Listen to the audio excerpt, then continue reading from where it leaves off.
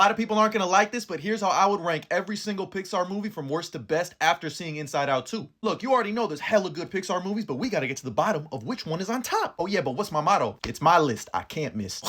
In the 2 packs of ass place, I got Cars 2, and I would put it lower if I could. Hey, and if you like this movie, I'm happy for you. Grow the fuck up. Not much better, I got Cars 3. Yeah, your goat, he's washed. But I'm not gonna hold you, the poster's tough, but we ain't ranking posters. From there, I got The Good Dinosaur, how you make a dinosaur movie that I don't like. Don't get me wrong, there's like a cute emotional moment in it. There's a lot of issues behind the scenes with the making of this movie, and it shows. From there, I got Turning Red, which I don't really resonate with personally, but growing up with 3 older sisters, I understand how important this is. From there, I got Lightyear, which was just a huge disappointment. It should have been so much better than what it really was. Next up, I got Elemental, which is a rom-com for Pixar, kind of like a Bronx Tale. And from there, I got Brave, which really doesn't even feel like a Pixar movie. It feels like a really good DreamWorks movie. Next up, I got Finding Dory, and as you're gonna see on this list, I'm not a big fan of like the super late sequels. I do like the double meaning of the story, but I feel like this one just came out too late. Similarly to The Incredibles 2. Now don't get me wrong, it's still good. It's fun seeing all the gang back together. I thought the villain was interesting and how technology kind of ruins us all. And Jack the Goat, Elastigirl. But overall, kind of meh. Next up, I got Onward, which is Daddy Issues, the movie. And I'm not gonna hold you. I know they get memed to death in fan casts, but Tom Holland and Chris Pratt really cooked in this one. From there, I got Toy Story 4, which again, did we need? No. Am I happy we got it? Yeah. I really like everything they do with Woody, but I am not taking it above any of these other movies. Now, this is where I'm going to put our newcomer to the list, and I really don't even see it as a sequel. I see it as a continuation. That's what a sequel is, Sammy. You're a fucking idiot. It's just a great continuation of the natural progression of a teenager becoming older and hitting puberty. I loved all the new emotions. Oh yeah, and if I could make my anxiety sound like Maya Hawke, I wouldn't have depression. Spoilers for Inside Out 3. Next up, I got Cars, and I know.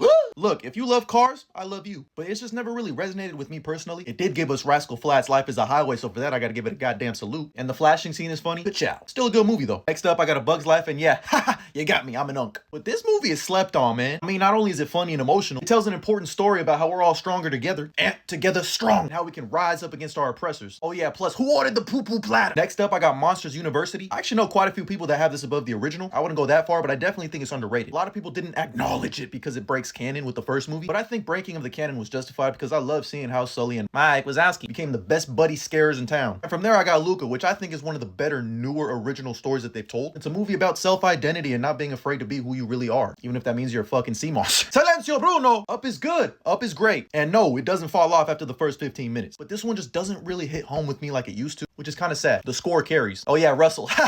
Next up, I got Wall-E, and I know this one just never really hit me emotionally like it did others. I do appreciate its 2001 A Space Odyssey vibes, and it's super cute, but it's still a damn great movie. Into our top 10, I got Inside Out, which is easily one of Pixar's best original projects. It tells an important lesson that both kids and adults can take. Plus anger, he's literally me. And this shit had me crying, man. Bing Bong! You know how much of a demon you gotta be to make me cry over a character named Bing Bong? From there, I got Ratatouille, and I know all my UK followers just let out a collective bruv. I'm not gonna lie, Ratatouille is art. Remy? Yeah, he's him. I love Ratatouille. It's a great movie. If you put it higher, I love you. But it's really just a movie where we watch a rat say, let me cook. Time to cook. This might be controversial, but I made a big change to my list. I'm going with the OG Toy Story. Out of respect, this is the matriarch of the Pixar franchise. I'm not gonna hold you. When I was watching this as a kid, I thought I was looking at witchcraft. Shit looks so damn real. Buzz and Woody are iconic characters. Sid, the arcade pizza truck. You saved our lives. We are eternally grateful. There's a snake in my boot. Iconic. Next up, I got Soul, and yeah, it's that good. AKA Existential Dread, the movie. I had to take a cold shower to remind myself I was still alive after watching this movie. You just gotta keep living, man. Livin. Yeah, this movie really just fucked me up.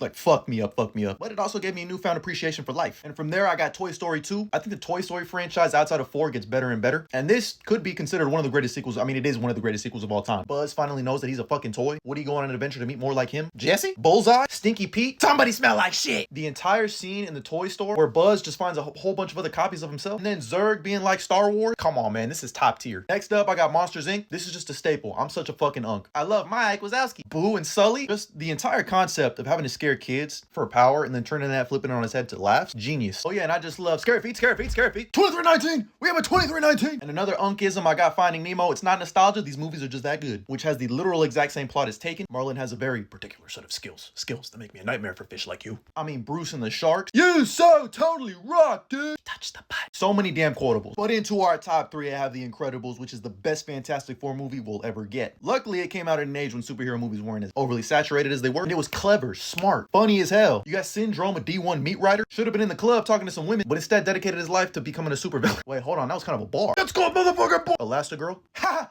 Oh yeah, and honey, where is my super suit? But in second place, I have the best Toy Story movie, Toy Story 3. It took me a while to convince myself of this, but yeah, this is the best Toy Story movie, bar none. Just so damn compelling and emotional, especially with Lotso. What is a toy's purpose in life? That incinerator scene? Oh my god, I'm gonna cry now. Fuck, I feel like I'm there now. Andy having to move on from the toys that he loved playing with growing up. He's literally me. But in first place, for me personally, I don't care what you say, it's Coco. Why? This is my heritage. Soy mexicano. And the way they were able to expand upon the lore that is Dia de los Muertos and exploring that entire like ancestral plane of people is crazy compelling. Plus the song got nothing but bangers. You make me un poco loco, un poquitito loco. Ernesto de la Cruz being one of the craziest villains ever. Bro, literally the dude who does no work on the group project and takes all the credit and then kills you. Fuck that guy. But yeah, the scene at the end with the grandma, yeah, Pixar, I need you to start paying for my therapy bills. Remember me. But that's why it's number one. Acknowledge it. Oh yeah, and if you disagree, go cry in the comments.